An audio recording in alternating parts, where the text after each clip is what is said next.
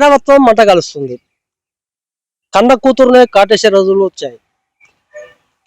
తాచుపాము తన పిల్లల్ని కాటేసుకున్న విధంగా కొంతమంది మహిళలు కూడా కన్న కూతురులను చంపే పనిలో ఉన్నారు. అదే ఘటన ఇప్పుడు సూర్యాపేట జిల్లాలో చోటు చేసుకుంది. సూర్యాపేట జిల్లా కోదాడ మండలము గుడిబండలో మాత్రము విషాదకరమైన సంఘటన వెలుగులోకి వచ్చింది.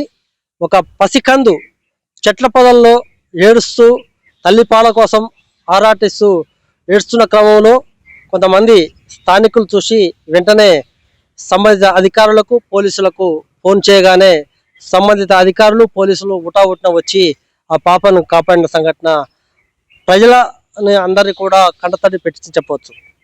పూర్తి వివరాలకు వెళ్తే సూర్యాపేట జిల్లా కోదాడ మండలం గుడిబండ గ్రామంలో చెట్ల పొదల్లో ఒక పసికూన రక్త మరకలు ఆరకముందే కసాయి తల్లి కావచ్చు లేదా తండ్రి కావచ్చు, వాళ్ళు అందరు కలిసి ఆ పాపని కడతీర్చే పనిలో పడ్డారు.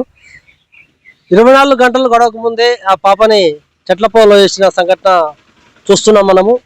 అయితే ఇప్పుడు మనం అసలు వాస్తవానికి ఏంటంటే ఈ పసి కందును చెట్ల పొదలో వేయటం గల కారణం ఏంది, అవాంఛనీయ గర్భమా లేకపోతే అంగవైకల్యమా అనేది తెలుసుకోవాల్సిన పని ఉంది. ఇప్పటికే అధికారం తెలుసుకుంటే అంగవైకల్యం ఏం లేదు, పసికూర మాత్రము ఆరోగ్యంగా ఉందని చెప్పడం జరిగింది.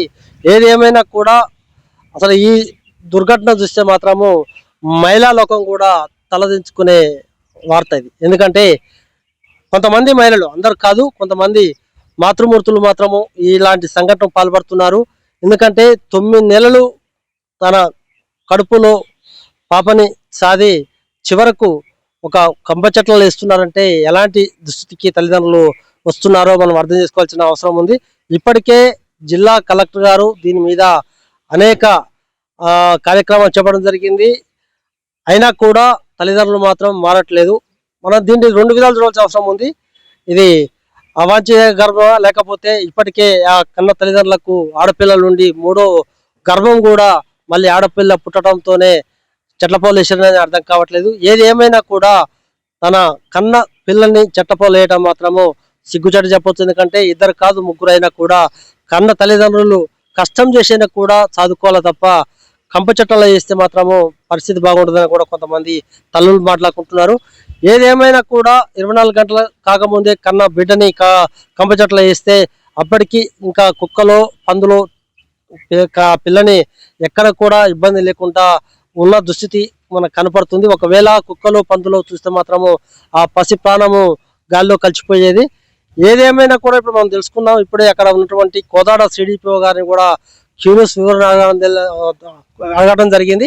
ఈ పాప మాత్రం సురక్షితంగా ఉన్నది, ఆమెని నల్లగొండకు పంపిస్తున్నాము, ఖచ్చితంగా పసి పాప ప్రాణాలు కాపాడతామని కూడా ఆమె చెప్తున్నారు.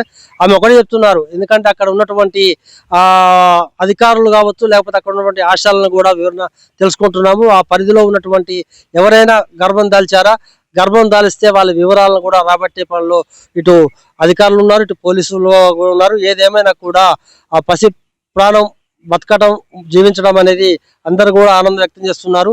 ఏదేమైనా మాతృమూర్తులకు చెప్పేది ఒకటే, మీరు 9 నెలలు గర్భం దాల్స్తున్నారు, పాపని బయటికి తీసుకొచ్చే వరకు కూడా బాధ్యతగా ఉండవలసిన తల్లిదండ్రులు, మీరు కంటికి రెప్పలు కాపాడుకోవాల్సిన తల్లిదండ్రులు ఇట్లా చెట్ల పొదల్లో వదిలేస్తే మాత్రం సమాజము మిమ్మల్ని ఎప్పటికి కూడా చేయంట తప్ప మిమ్మల్ని మెచ్చుకునే పని చేయదు. ఇప్పటికైనా మీరు కూడా ఎవరైనా తల్లిదండ్రులు ఉంటే మాత్రం ఖచ్చితంగా పసిపాపలను కాపాడుకోవాలి తప్ప ఇలాంటి నిజమైన పనులకు ఒడికట్టొద్దని కూడా కోదాడ పట్టణ ప్రజలు మాత్రం కోరుకుంటున్నారు.